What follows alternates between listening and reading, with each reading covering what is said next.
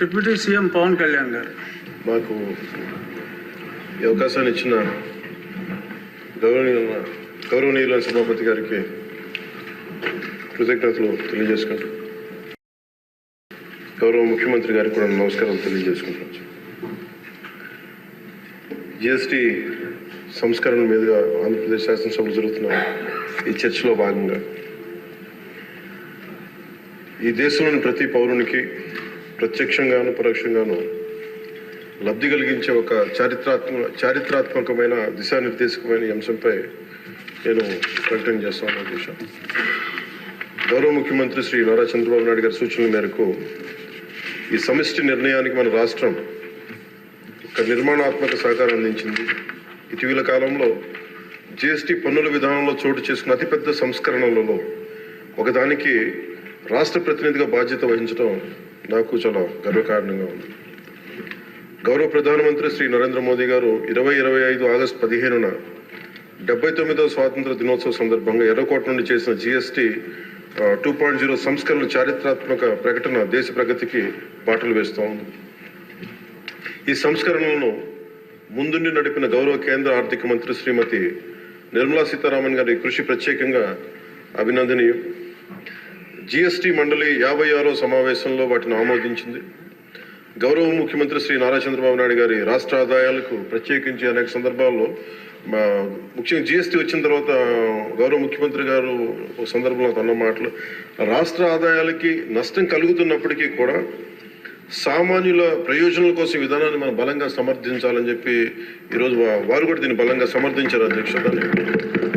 ఎందుకంటే మనకి ఆర్థిక ఆటుపోట్లని చూస్తూ కూడా వచ్చే ఆదాయం తగ్గిపోతున్న జిఎస్టీ సంస్కరణల వల్ల, కానీ దాన్ని ఇంకొకలాగా దాన్ని ఎలా పూడ్చుకోవాలని తెలిసి ఆయన ముందుండి దీన్ని మద్దతు తెలిపినందుకు వారికి నా కృతజ్ఞతలు తెలియజేస్తాను. ఈ చారిత్రాత్మక సంస్కరణలకు మద్దతు తెలిపిన తొలి రాష్ట్రంగా నిలిచింది నారా చంద్రబాబు నాయుడు గారి నాయకత్వంలోని ఆంధ్రప్రదేశ్ ప్రభుత్వం. జిఎస్టీ పన్నుల విధానాన్ని సులభతరం చేయడం ద్వారా సాధారణ ప్రజలకు ప్రత్యక్ష లాభాన్ని చేకూర్చి వ్యాపారులపై పన్నుల భారాన్ని తగ్గించి పన్ను వ్యవస్థలో పారదర్శకతను పెంచుతోంది. ఈ చారిత్రాత్మక సంస్కరణల పన్నుల విధానాన్ని సులభతరం చేసి వ్యాపార పరిశ్రమల అభివృద్ధికి సహకరిస్తుంది. ప్రజల పొదుపును పెంచి కొనుగోలు శక్తిని పెంపొందించడానికి, కొత్త పెట్టుబడులను ఆకర్షించి దేశాన్ని స్థిరమైన వృద్ధి మార్గంలో నిలపడానికి దోహదపడుతుంది. జిఎస్టీ రేట్ల సరళీకరణ ద్వారా ప్రజలు అధికంగా ఉపయోగించే వస్తువులు సేవలకు డిమాండ్ పెంచి ఉత్పత్తిని విస్తరించి కొత్త పెట్టుబడులను ప్రోత్సహిస్తుంది. తద్వారా ఆర్థిక వృద్ధికి దారితీస్తుంది. నిజంగా ప్రజలకి ఆర్థిక వ్యవస్థకి చాలా లాభదాయకమైన సంస్కరణ. రంగాల వారీగా చూసుకుంటే ముఖ్యంగా రైతుల కోసం ట్రాక్టర్లు, వ్యవసాయ యంత్రాలు, పరికరాలు మరియు ఇన్పుట్స్ పై పన్నులు తగ్గించడం వల్ల సాగు వ్యవసాయ వ్యయాన్ని తగ్గించి ఉత్పాదకను పెంచుతాయి. తద్వారా గ్రామీణ ప్రాంత ప్రజల ఆదాయాలు పెరుగుతాయి. ఆధునిక సాంకేతిక పరికరాల వినియోగం ప్రోత్సహించడం ద్వారా వ్యవసాయ వృద్ధి మరింత బలపడుతుంది. తక్కువ ఆదాయ కుటుంబాల కోసం పాలు కానీ, పెరుగు కానీ, పన్నీర్ లాంటి నిత్యావసర వస్తువులపై పన్ను 5% నుండి 0% తగ్గించడం ద్వారా రోజువారీ వ్యయాన్ని తగ్గిస్తూ ఉంది. నిత్యావసరాలు నెయ్యి కానీ, వెన్న కానీ, వంట పాత్రలపై పన్ను 12% నుంచి 5% తగ్గించడం కూడా కుటుంబ బడ్జెట్లకి ఇది చాలా ఉపశమనం కలిగిస్తుంది. అలాగే ప్రతి కుటుంబం కోసం ఉండే సబ్బులు కానీ, షాంపూలు కానీ, టూత్ పేస్ట్ వంటి వ్యక్తిగత సంరక్షణ ఉత్పత్తులపై పన్ను 18% నుంచి 18% నుండి 5% పరిమితం చేయడం ద్వారా వాటి ధరలు చాలా గణనీయంగా తగ్గుతాయి. తద్వారా ఆరోగ్యం, వ్యక్తిగత పరిశుభ్రత మెరుగుదల కనపడుతుంది. మధ్యతరగతి కుటుంబాల కోసం కార్లు, ఫ్రిడ్జ్లు, టీవీలు, ఎయిర్ కండిషనర్లపై పన్ను 28% నుంచి 18% తగ్గించడం ద్వారా వాటి ధరలు అందుబాటులోకి వచ్చి ప్రజల జీవన ప్రమాణాలు మెరుగుపడతాయి. అలాగే గృహ నిర్మాణానికి సంబంధించి సిమెంట్ పన్నుపై కూడా 28% నుంచి 18% తగ్గించడం ద్వారా గృహ నిర్మాణ వ్యయం తగ్గి సొంత ఇంటికల సాకారం అవుతుంది. ఆరోగ్య రంగం కోసం ఔషధాలపై పన్ను 12% నుంచి 5%కి, అత్యవసర మందులపై పన్ను 5% నుంచి 0% తగ్గించడం ద్వారా రోగులకి చాలా కీలక ఉపశమనం కలిగి అందరికీ వైద్య సేవలు అందుబాటులోకి వచ్చి ప్రజా ఆరోగ్య సంరక్షణ మెరుగుపడుతుంది. ముఖ్యంగా బీమా రంగంలో జీవిత ఆరోగ్య బీమాపై పన్నుని 0%కి తగ్గించడం ద్వారా మరిన్ని కుటుంబాలు బీమా పొంది వారి జీవన ప్రమాణాలు మెరుగుపడితే వాళ్ళకి ఒక భరోసా ఇస్తుంది.